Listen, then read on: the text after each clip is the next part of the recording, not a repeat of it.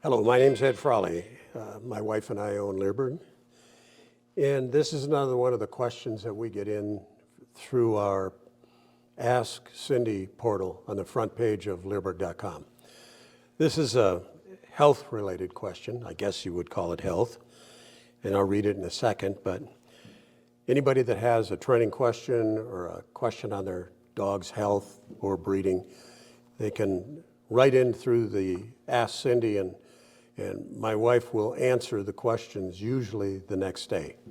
She gets up at 5 in the morning, goes out and feeds our horses, comes back in, has a cup of coffee, and answers the questions from the day before. I'm not sure there are any other websites out there or people with the experience that we have to do this. So we try and pick common questions that we see pet owners have, and most of this is for pet owners. We do have some questions occasionally for dog sport questions and for police canine. Some of these health questions that we get kind of stretch the border of common sense. And sometimes we get quack questions, not very often. And I actually went to this customer's on our database and looked her up, and she's bought some stuff for us. So it's not a fake question. But here's what she said. She said, this is to Cindy now. She said, "Cindy, I went to my vet today. My dog is a nervous dog around new people, and it's not interested in being touched or handled by anybody. When I'm with him, he's very obedient, and he listens to all of my commands. When we went to the vet today, she insisted that my dog doesn't view me as a leader, which I disagreed with. She took my dog, which had a muzzle on, and his tail between his legs, and tried to walk around with him and assert her dominance." I expressed how I thought that was wrong and that the dog is clearly afraid. He didn't know her, and he didn't know the environment that I had put her in. My question is this wrong for the vet to do that? From what I've learned from Mr. Frawley, that'd be me, not many people call me Mr. Frawley, and Michael Ellis, is that I should be the only one that handles my dog. Can you give me your thoughts? It's a good question. I will say this, that most vets are very good people, well-trained people, and have your dog's interest in mind. I would say 90% do.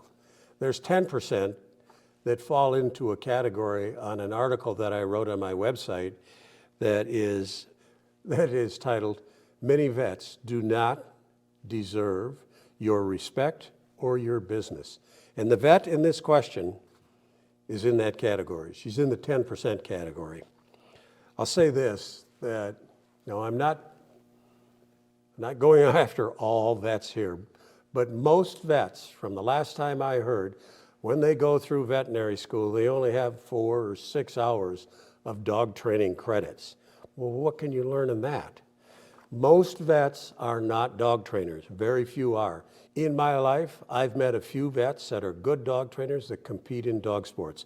But the vast, vast, vast majority of them need to learn to stay in their lane, which is healthcare. Unless you get involved with a vet that has specialized in behavioral problems, you might want to be careful about the advice you take on training from your dog. To say that a dog that is nervous about the environment that it's in and the people that you have it near has a problem with leadership is ludicrous. I'm sorry, it just doesn't make any sense at all. So for whatever reason, this poor dog is afraid. And to say that that fear comes from a lack of leadership is drop dead stupid. I don't say that very often about people, but that's the case here. To be honest, I don't like saying this, but this lady made a mistake in her standpoint from being the leader of this dog, and that is, we don't often hand our dogs off to somebody else to handle unless we know them and unless we know that they train in the same system that we train in as far as being a reward-based trainer, a balanced trainer, and we know they're very good dog trainers. But the mistake that this lady made is we want our dogs to trust us. And that's not going to happen if we take our dog and hand him to somebody else who then scares the living daylights out of the dog. I'll use an example of one of the ways that we'll teach a dog to trust us, and that's if we're out on a walk with our dog on leash and we come upon an off-leash dog that comes running up to us, we don't let the dog settle that problem. We stand in front of the dog and we drive that dog away. We do what we have to do to make that dog have a behavior change and leave the scene. We want our dog to see that we're the leader here. When a problem comes up, we're going to deal with it. And unfortunately, this lady, as nice as she is, didn't deal with that problem by handing her dog off to this vet. So keep that in mind. And I'm not going to go in here and explain how we drive the dog off. I've done other videos on it and I've written articles about it. And this is not the place to do it. I just use that as an example. But if you do that enough with your dog, if you walk your dog in areas where there are dogs that are off leash, and if you stand in front of the dog when a dog's coming up and drive the other dog away, teach that other dog, I better not go over there. He's going to kick my butt. Don't kid yourself that your dog, after a while, will learn that they're not concerned about another dog coming because they know we're going to take care of them, and we're not going to let that other dog come in and do harm or jump on you or start a fight with you or whatever. So the bottom line here is that don't be afraid if you are a new dog trainer, a new pet dog trainer, and you go to a vet, and later we found out that this lady had been to 3 other vets. But don't be afraid if you go to a vet and what they're saying just challenges common sense, to thank them for their time and leave and go find another vet. Talk to your friends that are good dog trainers in your area. Find out where they go. We go a long way. We go a long way for vets, and we have a very good vet that we have followed. She's been in 3 different practices now, and we've just stuck with her, and we have to drive almost an hour to her, but that's fine because she's a great vet and she thinks like we think. But in closing,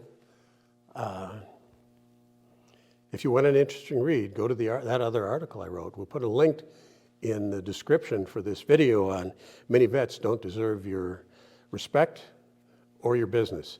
And if you have any questions at all on dog training, on breeding, on medical questions for your dog, ask them. There's a possibility that your question might not be detailed enough for us to offer a really good answer.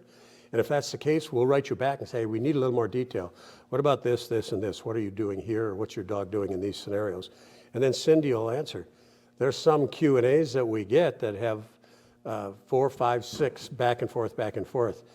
And then the cool thing about our system is that when you ask a question, you have to put your email address in there. Not because we're going to spam you, never do it, never will. We don't sell our email lists. And the reason that we require the email is so when we put that question into our database, we can tie it to your email address. And then if you come back a week later, a day later, a year later with another question, Cindy pulls your email up and there's all the questions and all the answers that she's given you in the past. So it just makes for a very productive way of keeping track of everybody because we get so many questions and we don't mind it because we help a lot of people. And when we help people, they come back and buy dog training supplies and parts and online courses from us. I'm not stupid here, that's why we do it. But we enjoy doing it too. We enjoy helping people live with their dog.